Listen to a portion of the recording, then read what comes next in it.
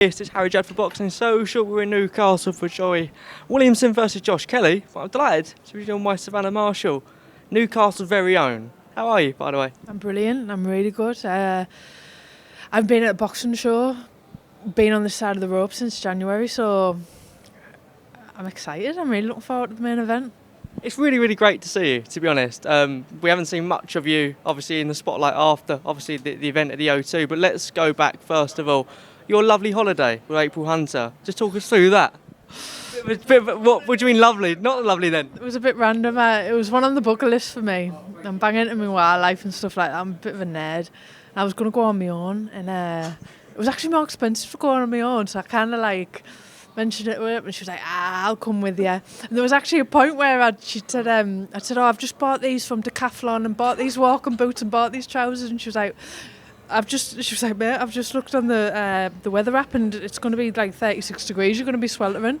I was like, yeah, but we're going trekking through the jungle. She was like, thank God you've just told me, because I was just packing shorts and flip-flops.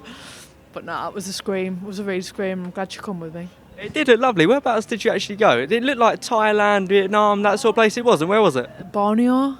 So I wanted to go and see, on my bucket list, I wanted to go and see orangutans in the wild. So that, honestly, that's what it was. And anyway, it was a bit surreal. I shed a little bit of a tear.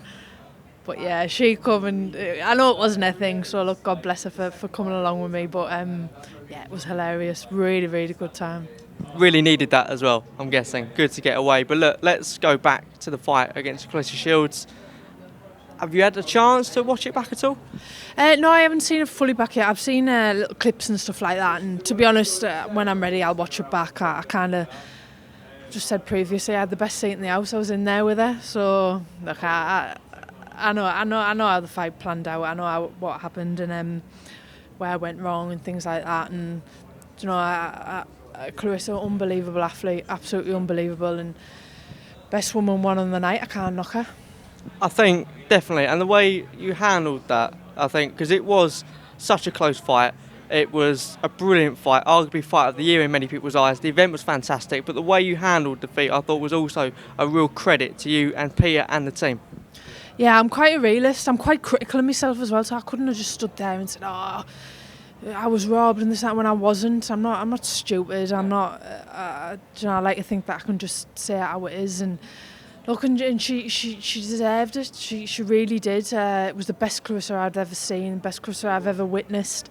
So look, like I said in there, as much as it kills me, she deserves the title of the GWOT. Is there respect there now? Look, I've always had respect for Claressa and what she's achieved. We just particularly don't get on a friendship level, to say the least. But look, I don't want to go too much into it because obviously it was personal. It was a real bad, obviously, time. But how did you handle defeat after the event? Look, it was hard. It was really hard. It was something that I've always pushed for years. I wanted to be undisputed middleweight champion of the world, and it wasn't my night. But look, it's life, and it's hard, and you know, I've had plenty of nights like that, plenty of disappointment in the amateur. So it wasn't really that really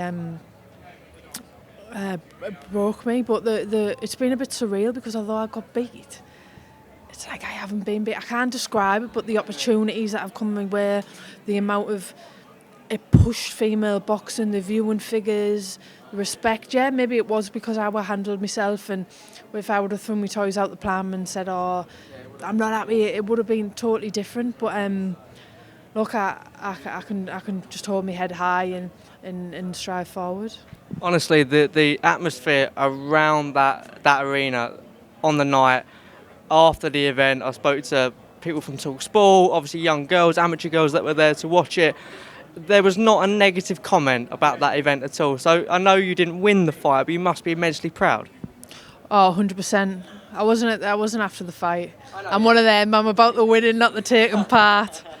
But yeah, 100%. Like I said, the viewing figures, selling out the O2 Arena, all of that. Hartlepool coming down to support as well. Yeah, 100%. What did you make of the scorecards? I know Peter was quite upset at the time, but looking back, the 7-2 scorecard, what did you make of that? To be honest, I thought it was close. She won. I can't bitch about it. She won, and she deserved the win. I think, look, maybe if I could have got the rub of the green, maybe I could have scraped a draw by the skin of my teeth. But look, I can't complain. I know you got to shoot off, but look, a rematch. Is anything you can announce? Anything you can tell us about that? Hopefully, up here in the northeast. Hopefully, look, there's talks of the rematch. The rematch is something that will, I believe, will happen in the future, and there's talks about having it at St James's Park in the summer.